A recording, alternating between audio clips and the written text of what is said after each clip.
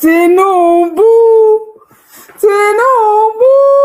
àkànbí ọmọ olódò dẹ ṣé ò ní padà gbẹ̀mí àwọn nọ́ọ̀tì báyìí torí Ọlọ́run ọmọ wa dáre ogun ti ṣẹlẹ̀ nọ́ọ̀tì wàhálà ti dé ó ti di woro sí woro ó ti di kọ̀rọ̀ sí kọ̀rọ̀ Tinubu àwọn àdágún ọmọ burú ọ̀kan là á bí àkànbí wàhálà ẹ̀ ó ti jẹ́ kí àwọn Fúlàní kó máa ní ìbẹ̀rù bójó fún àwọn Yorùbá Fúlàní ò lè trust wa mọ́ láéláé ogun máa jà ogun ti dé Tinubu wáì Tinubu ti da yánpọn yánrin wàhálà bìlísì fìtínà gòbè àgbákò ó ti dá sí nọ́ọ̀tì Àtíkù Abubakar how market Àtíkù ẹni tó ṣu ló gbàgbé ẹni tó kò lè gbàgbé ó ti gbàgbé ayé Jonathan bó ṣe ń fọ́ fọ́nrán nípa Sony ogun dé o Fúlàní àti Fúlàní ti ń jà àwọn Fúlàní Tinubu bàbá Tinubu yẹn kàn pèsè oríṣi òmìjọ pé lọmọ Guinea nìyí mo ti suspect Àkànbí ti dá wàhálà lẹ́lẹ̀ Haúsá mo kẹ́yìn tẹ́ ń kí mi Àkànbí ti dá bìlì sílẹ̀ ọmọlódò sílẹ̀ jàmà ó ti fi àmà fún gbogbo politics ilẹ̀ Haúsá ó yọ kùmọ̀ dání báyìí ni ó ń fún anybody lórí aláì Tinubu you no fit make it fun please somebody should check on Atiku Abubakar o Atiku Abubakar Atiku máa rọrùn fún ní 30-31 báyìí wọ́n ní 4+4 ní Tinubu máa lò = 8 Jonathan náà ti jáde ex-president Jonathan náà ti jáde òun náà fẹ́ di president ṣé torí àwa South West yìí náà ni everybody ṣe ń jáde Jonathan ò tí ì sọ gédégbé o ṣùgbọ́n àwọn PDP wọ́n ti post ẹ̀ wọ́n ní Jonathan for president jẹ́ kí wọ́n gbé wá ná èyí tẹ̀ ń kí mi ẹ̀ka rẹ̀ kásẹ̀ kalẹ̀ ẹ kú dédé àsìkò yìí o president Goodluck Ebele Jonathan 2027 ó lágbára ó padà lẹ́tìkẹ́ lórí tàbí tá a dé yìí ó padà di kí ni máa ń fà á já mo kí yín jà wọ́n ní Yorùbá wòye tíátíá mo máa kẹ́yìn tèmi wọ́n kí mi kú ètò mo ní mo kú ètò ó lágbára mo fẹ́ ta Tinubu ẹjọ́ gbàǹjo mi ní kí lórúkọ àgó ẹjọ́ I want to say Tinubu o dádì mi ṣáà ni ẹjọ́ mo fẹ́ ta Tinubu for sale àgbákò alátọmọdúnkọ lọ́wọ́ àgbákò wà Tinubu ló ń jẹ́ bẹ́ẹ̀ Àkànbí ọmọ olódò dẹ ó mú odó báyìí ó gbé lọ sáàrin àwọn Fúlàní ó bẹ̀rẹ̀ sí ní fọ́ wọn lórílẹ̀ ọkọ̀ àwọn èrè tí ń gẹ́ra wọn jẹ what you want to buy mo fẹ́ ta Tinubu o Tinubu for sale gbàǹjo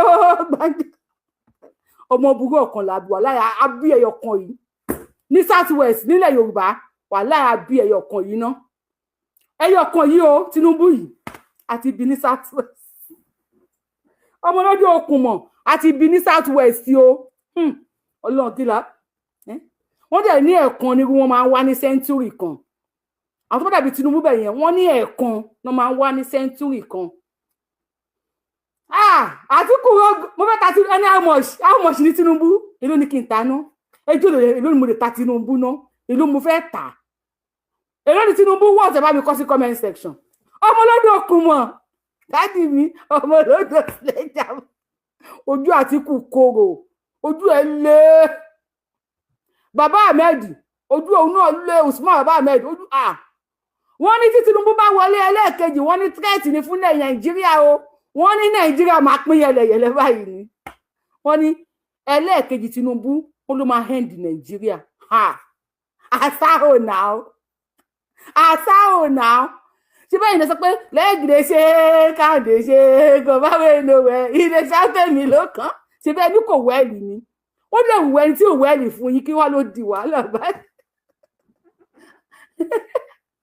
Tinubu for sale mo fẹ́ ta Tinubu mà ṣe gbàngbó Tinubu Tinubu mo fẹ́ ta yìí ẹ ti fẹ́ pa àwọn nọ́ọ̀tì mo fẹ́ ta yìí Tinubu for sale kò ṣe é tà ẹ̀yin ọmọ Yorùbá ẹ̀ dáa ẹ mọ̀ tó pé ẹ̀ láìkì Tinubu mo fẹ́ ta nísìnyí gbogbo yín sọ pé kí n má tà ẹ tó bá support kí n ta Tinubu yẹ kí n rí kọ́mẹ́ǹtì gbogbo wọn ni kí n má ta Tinubu in fact Tinubu is really trying àsìkò campaign ò tí deep tó wá deep egun ló máa ń kẹ́yìn ìgbàlẹ̀ àwọn máa wá jáde fully a máa jáde gan àwa máa camp ẹ máa fẹ́ kú o ẹ fẹ́ kú ẹ̀yin náà tì Tinubu fire o wọn ló ti ń gbé ẹpọ̀n wọn kaná ẹjọ́ iná wo ni Tinubu gbẹ́pọ̀ àwọn nọ́ọ̀tì sí iná wo ni Tinubu gbé ẹpọ̀n àwọn nọ́ọ̀tì sí ṣé iná gas cooker ni àbí electric àbí iná bọ́ọ̀lì wàláì mo fẹ́ bínú mi ṣe ń dùn lénìí pẹ̀lú ọ̀rọ̀ Àtíkù tÁtíkù sọ bínú mi ṣe ń dùn lénìí mo fẹ́ gbé èèyàn kan wá fún yín kókó bá mi kí yín mo gbé ẹnìkan wá láti north gas cooker nice mo gbé ẹnìkan wá láti 20 kọ̀bọ̀ lẹ́ máa ra Tinubu 20 kọ̀bọ̀ kọ̀ $20 million mo fẹ́ ra Tinubu mo gbé ẹnìkan láti north kó bá mi kí yín. Happy that the majority of these governors are from the northern part of this country, which is a I get all of people for the looking. Video tí mo fẹ́ play wàláì ẹni tó bá fi lè rẹ́rìn tí mi bá gbá onítọ̀ ní blow lẹ́nu kéyìn ẹ̀ yọ ọmọ mi lọ́wọ́ látòrí fóònù ẹni mo kù díẹ̀ tí bá play video yìí tẹ́nibọ́dì bá rẹ́rìn pẹ́kẹ́ tẹ́ bá rẹ́rìn tí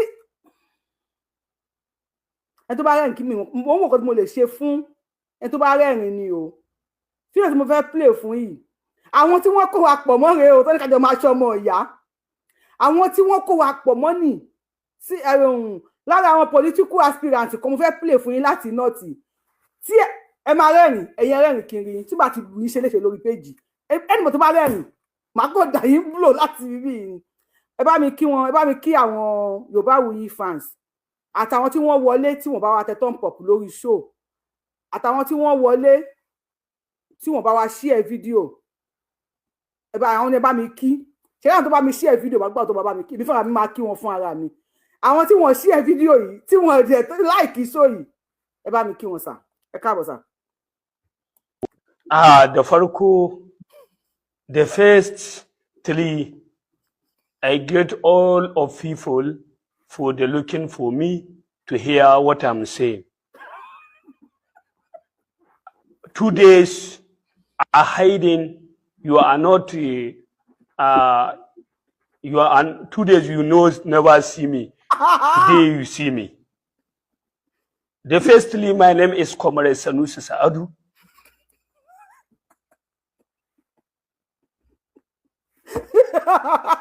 Kí tó continue. Ara àwọn tí wọ́n control yìí, tí wọ́n control àwọn PhD holder ní Nàìjíríà. Ara àwọn ló sọ̀rọ̀ yìí. Ara àwọn tí wọ́n control àwọn tó ní BSc ní South West. Yé, mo dáre, a ní kẹ́ má rẹ́rìn, rẹ́rìn. Kí ló fẹ́ ní báyìí torí Ọlọ́run? Mo like kọ́mẹ́ǹtì yìí, akára wọn pa ní Tinubu. Bá mi kí àwọn tí wọ́n bá wa like show ìbá mi kí wọn tí wọ́n subscribe sí YouTube channel Yorùbáwùyí. Bá mi kí wọn. The first three, I get all of people for the looking for me to hear what I'm saying. Yeah. 2 days are hiding. You are not. You are 2 days. You know, never see me. Today you see me.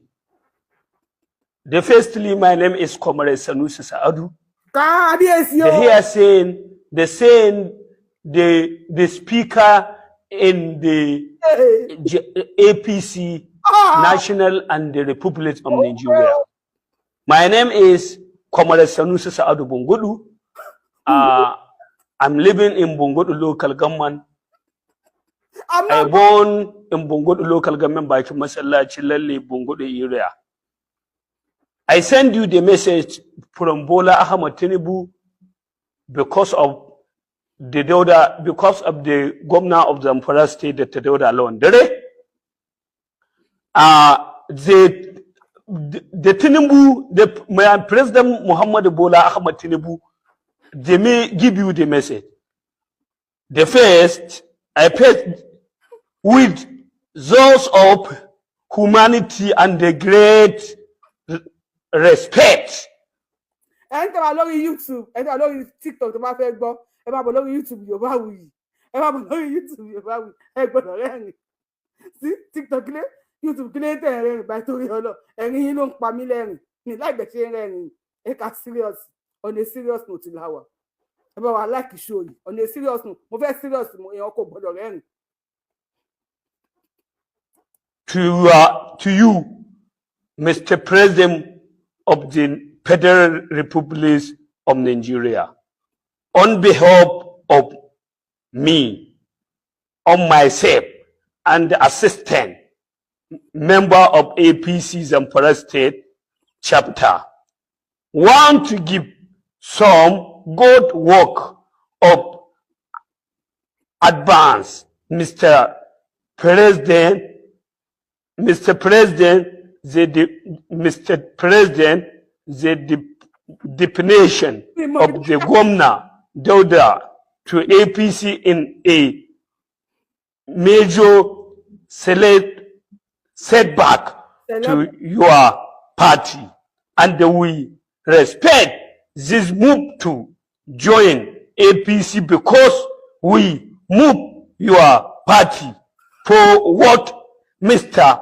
President, the two is one of you accepted this defection to. Wàhálà YouTube ẹ ti fẹ́ pa mí pẹ̀lú àwọn kọ́mẹ́ǹtì tí mo rí èwo tó ní sọnù dé àìkí ẹ ti fẹ́ pa mí lórí YouTube ẹ jẹ́ ìdíjú mi fẹ́ wo kọ́mẹ́ǹtì. APC. Surely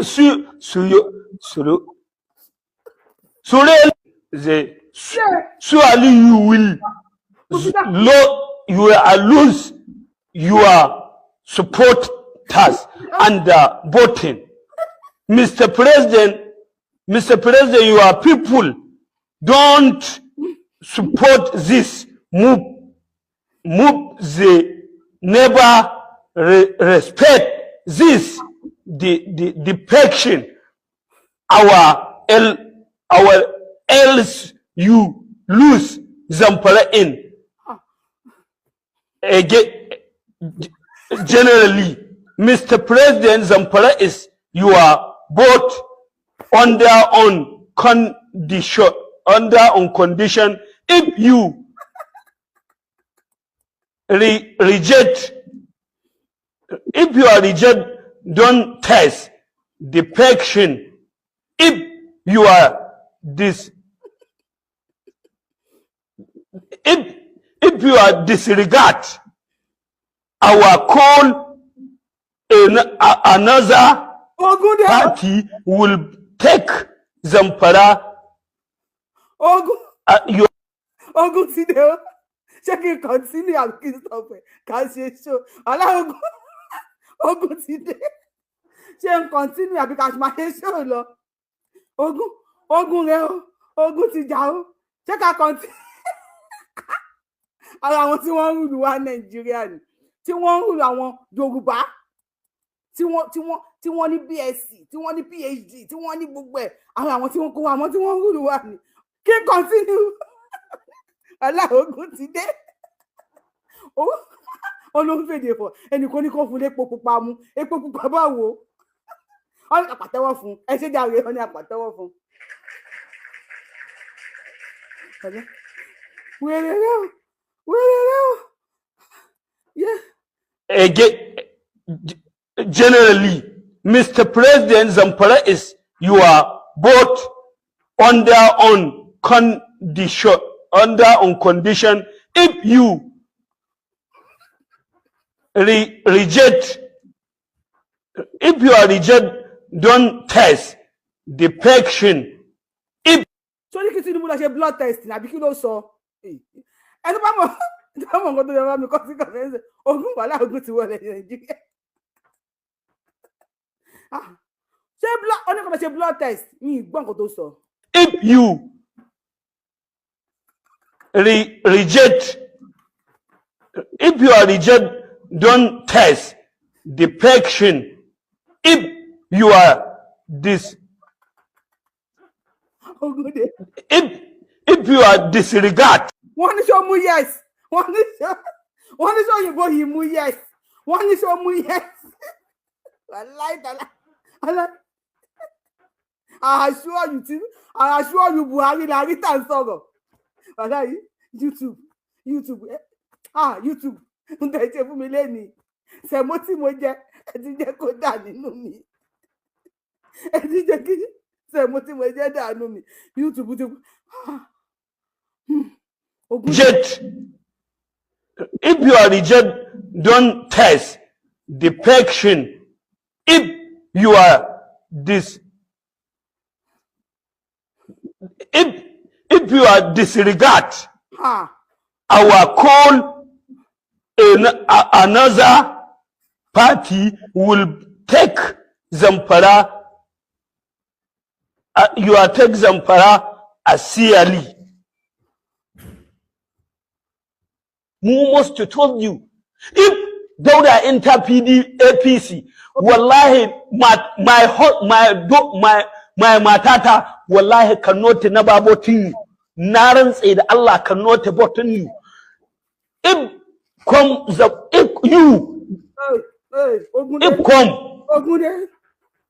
I want to join ADC. Ba za mu lamunce ba, ba za mu yadda ba. Nan zan tsaya. Wannan ina so don Annabi Muhammadu ku yi man sharing ya kai ga Bola Ahmad Tinubu. Sannan gobe muna da live na kiranye akan wa'anda in da ta daura lawan dare ya shigo jam'iyyar APC again zamu kira su domin su bar jam'iyya su koma wata jam'iyya su domin mu zabe su a matsayin ƴan takarkaru. Wassalam, ku huta lahiya. Ẹgbàmí. Ẹjọ́ kéèyàn kan bá mi pè wọlé tó bá gbọ́ nǹkan tó sọ láti bẹ̀rẹ̀ dópin, kan bá mi summarize nǹkan tó sọ, àbí kan bá mi kọ sí comment section. Mi gbọ́ gbogbo ohun tó sọ. Ẹ̀yin Mr. Kanju Abenko, ẹ gbọ́ nǹkan tó sọ, ẹ lè sọ pé yóò wá. Bóyá ní kó lọ fọ́ Tinubu lórí ni nísìnyí àmọ́. Mi ò gbọ́ ohun tó sọ. Bóyá ní kó lọ fọ́ orí Tinubu ni, èmi ò mọ̀. Ẹ sọ pé yóò wá, yóò rí. Àgbàlá àgbákò ti padà dé. Olúwa ṣàánú wa o. Wàhálà.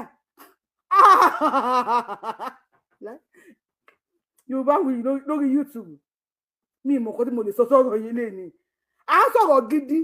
À ń sọ ọ̀rọ̀ tó dùnyàn. Bóyá ní kó lọ fọ́ orí Tinubu ni ẹ mọ̀. Ẹ sọ pé yóò wá, yóò. Àwọn tí wọ́n rọ̀ wá pọ̀ mọ́ nì. Ó dẹ̀ pé ó ń fún Tinubu ń wọ́ nì ní. Torí mi ò gbọ́ nǹkan tó ń sọ. Bóyá ó ń fún Tinubu ń wọ́ nì ní. Mo ṣáà ń gbọ́ àpẹẹrẹ àìchà Tinubu kìíní kan. Èmi kó àlejò, aláàjọ lálejò ni. Àjọ ní àlejò ni. Ẹ bá mi pàtẹ́wọ́ fún chairman wa. Wọ́n ti fún Tinubu ní warning. Ó kẹ́ pé wọ́n tán fún Tinubu nìkan ni èmi ò mọ̀. Wọ́n ti fún Tinubu warning. Mi mọ̀ warning tó bá mi fún. Tó bá mi fún Tinubu, ìyẹn nìkan ni mi ò mọ̀. So, ẹ dẹ̀ bá mọ̀ warning tó bá wà fún Tinubu, ẹ dẹ̀ bá wa kà síta. Lórí ọ̀rọ̀ nọ́ọ̀tì, ogun ti bẹ́ sílẹ̀ nọ́ọ̀tì. Wàhálà ti dé, ìjà ẹ mọ̀. Use Google. Ẹ̀yin ni ẹ bá mi lo Google. Wọ́n ní àkàrà wòǹpà ló ká wọ ẹ̀kọ́ gìrì. Ká fi yangan ṣọ́ yangan ní dá yangan lára. Tinubu ló káwọ́ àwọn aláṣejù lókè ọ̀yà.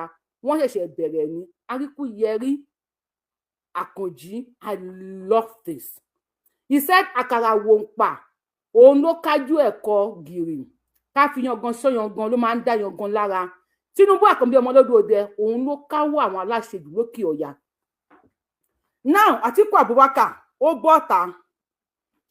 Ẹ má ti kà sọ́dọ̀ ọ̀dọ̀ Atiku, ẹ ká kọ́ lọ sí ọ̀dọ̀ iṣẹ́ àti pé good luck Jonathan ló fẹ́ di kínní. Ọ̀dọ̀ bàbá Ahmed mo fẹ́ kọ́kọ́ lọ. Ọ̀rọ̀ tí mo sọ lánàá, you see, Ọlọ́run yẹ kí n máa lọ ṣiṣẹ́ pastor àbí kí n máa lọ ṣe wòlíì. Yẹ kí n máa lọ ṣe pastor àbí kí n máa lọ ṣe wòlíì. Ọ̀rọ̀ tí mo sọ lánàá tó fẹ́ di ìbínú, tó fẹ́ di ìjà láàrin èmi àti bàbá Bánwò. bàbá àwọn pàdé mi dẹ̀ ni wọ́n o nípa ọ̀rọ̀ Èkìtì mo máa sáré ṣú ẹ̀ fún yín ẹ lọ kà lórí Punch ẹ ṣáà rí déètì yẹn ìdí ni 12 terrorism takes root in southwest tẹ́ bá wá kà síwájú ọ̀rọ̀ tí mo sọ nípa Kwara State wípé Kwara State ní géètì mi mọ̀ bóyá yẹn wà níbí ní géètì ilẹ̀ Yorùbá ẹ máa rí pé àwọn kinní náà sọ lé ní Punch I don't want to say bóyá wọ́n wo show tí mo ṣe lánàá ni o and láti jẹ́ kí kinní yẹn láti testify sí ọ̀rọ̀ tí mo sọ ẹ lọ ka full story ẹ̀. Recent attack in Ekiti and Kwara show terrorism in southwest Nigeria is a growing reality. The region faces a critical security threat demanding urgent attention. And again, Trump ti wá sọ̀rọ̀ lé nìyẹn president wa l'Amẹ́ríkà. Ó ní àwọn people tó pé wọ́n ti lé wọn kúrò ní tó ti ń jà ní Syria. Ìpè nísìn wọ́n ti darí wá sí Africa, which Nigeria is part of it. Tó dẹ̀ pé lẹ́nu ọjọ́ mẹ́ta yìí, ọmọ face threat látọwọ́ àwọn ICC, that's ISIS. Bóyá ISIS náà ń pè wọ́n ní ọmọ face threat kọ́lọ́n kó ṣọ́ àwọn èèyàn wa. Nípa ọ̀rọ̀ Kwara tí mo sọ wípé Nigeria pé Kwara ó dàbí gate fún Nigeria. It's not even gate. It's not even ó dàbí. Kwara is the gate. Gate ni Kwara jẹ́ fún ilẹ̀ Yorùbá. Àwa la kọjú sí ẹjọ́ tó gbọ́dọ̀ sáré gbé bàbá Ahmed wa ni o. Àwa la kọ ojú sí ilẹ̀ Yorùbá la kẹ̀yìn sí north. I am not trying to discriminate láàrin anywhere nílẹ̀ Yorùbá. Yorùbá ni mí. Yorùbá ni ràn mí. Let me quickly bring this up, then I'm going to sáré gbélé wá sókè fún yín. Remove. Baba Ahmed, Tinubu re-election may put an end to Nigeria. Baba Ahmed ló sọ̀rọ̀ yìí. Ara àwọn Fúlàní ni o. Tó bàbá wa tó sọ wípé àkàrà wòǹpà tó kájú ẹ̀kọ́ gìrì. Tinubu re-election may put an end to Nigeria. Tó máa tún Tinubu tó tún bá wọlé lẹ́ẹ̀kejì wọ́n ló máa fi òpin sí Nàìjíríà. Ẹ̀yin ọmọ Yorùbá, àwa ọmọ Yorùbá. Ẹjọ́ tí a fẹ́ kí bàbá ẹnìkan ní kó bá wa turn up. Ẹ ṣé God bless you. Ẹni tó bá wa turn up yẹn ṣé mo dúpẹ́. Ṣé àwa ọmọ Yorùbá ṣé a fẹ́ kí Nàìjíríà dúró tẹ́lẹ̀? Ṣé bí kò put an end náà ni? Àbí ṣáà jọra wa èyí náà wẹni tá a play. Àgbáńtí gàǹgáṣí èmi ò náà bá mọ̀ pé mo fọ́lọ́ máa búra mi ò gbọ́ nǹkan kan. Mi ò gbọ́ anything gbogbo tó sọ yẹn mi ò tó bá ní tí Yorùbá wuyì summarize ẹ̀ wàá gba 5 million. Ọlọ́run pé mi odò ni màá gbà. Tó mi ò gbọ́. Gbogbo tó sọ yẹn mi ò gbọ́. Ẹ̀yin bá wá gbọ́ torí Ọlọ́run bá mi kọ sí comment kí n pin ẹ̀ fáwọn èèyàn wa. Mi gbọ́ gbogbo tó sọ. Náà bàbá Ahmed ló bọ́ta yín sí. Ó ní tí Tinubu bá wọlé ẹlẹ́ẹ̀kejì. Ó ló máa put an end sí Nàìjíríà. Pé Nàìjíríà máa finish. Pé Nàìjíríà máa parí ọmọ Yorùbá. Ṣé kìí ṣe pé ibi tẹ́ fẹ́ gbin obì sí? Òun lobì ń wù níbẹ̀ yìí. Mo dẹ̀ ń bi yín mo lè wò nínú yín. Èwo nínú yín ló ń gbàwẹ̀? Mo lẹ́nu mi bò mo ní mi ní sọ fẹ́ nìkankan. Ẹ sọ fún mi. Èwo tó ń ka sáàmù nínú yín mo ní kẹ́ ẹ jẹ́wọ́ fún mi mi ní sọ fẹ́ anybody. Dáhùn. Ta ló lọ ń ṣe síkìrì nínú yín? Ọlọ́run jẹ́ ẹ sọ fún mi. Ẹ̀yin wo lẹ ń gbẹbọ? Ẹ sọ fún mi. Ẹnu mi bò.